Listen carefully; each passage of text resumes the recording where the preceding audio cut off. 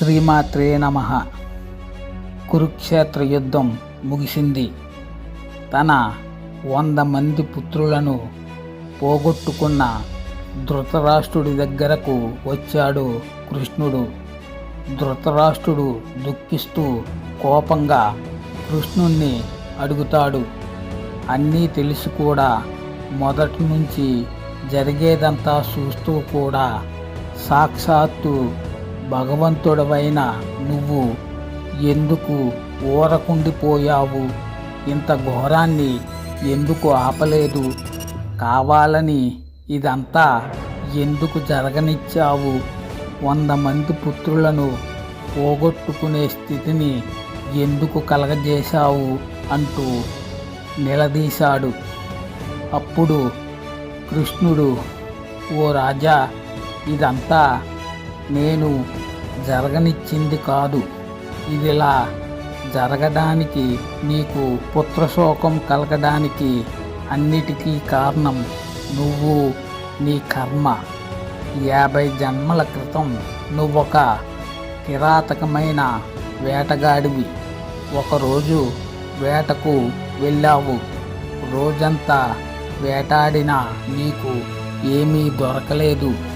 ఆ సందర్భంలో ఒక అశోక వృక్షం మీద 2 గువ్వల జంట వాటి గూట్లో గుడ్లతో నివసిస్తున్నాయి.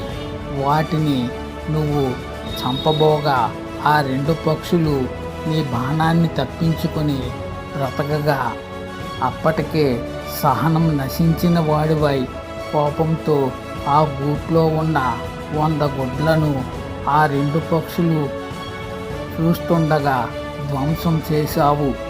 తమ కంటి ముందు తమ 4 పిల్లల విచ్ఛిన్నం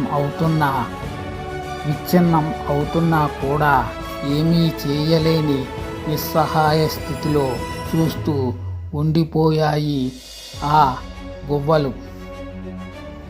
ఆ పక్షుల గర్భశోకం దుష్కర్మగా నిన్ను వదలక వెంటాడి ఇలా ఈ జన్మలో నిన్ను ఆ పాపము నుండి విముక్తుడిని చేసి కర్మబంధనం నుండి విడిపించింది.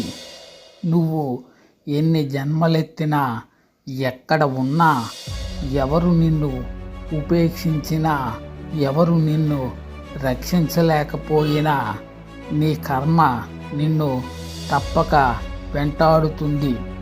వదలక వెంటాడి ఆ కర్మఫలాన్ని అనుభవింపజేస్తుంది. కర్మ నుండి ఎవరు తప్పించుకోలేరు అని కృష్ణుడు అన్నాడు.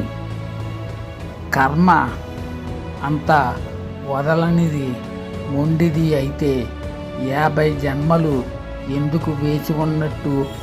ముందే ఎందుకు శిక్షించలేదు అని అడిగాడు ధృతరాష్ట్రుడు. అందుకు కృష్ణుడు చిరునవ్వు నవ్వి, ఓ రాజా, 100 మంది పుత్రులను ఒకే జన్మలో పొందాలంటే ఎంతో పుణ్యం చేసుకోవాలి, ఎన్నో సత్కర్మలు ఆచరించాలి. ఈ 50 జన్మలు నువ్వు 100 మంది పుత్రులను పొందడానికి కావలసిన పుణ్యాన్ని సంపాదించుకున్నావు. 100 మంది పుత్రులను పొందేంత పుణ్యం నీకు లభించాక నీ కర్మ తన పని చేయడం మొదలుపెట్టింది అని చెప్పాడు కృష్ణుడు. మనం జన్మలుగా సంపాదించుకున్న పుణ్యఫలాన్ని ఒక్క చెడ్డ పనితో తుడిసిపెట్టుకుపోతాయని దీని అర్థం.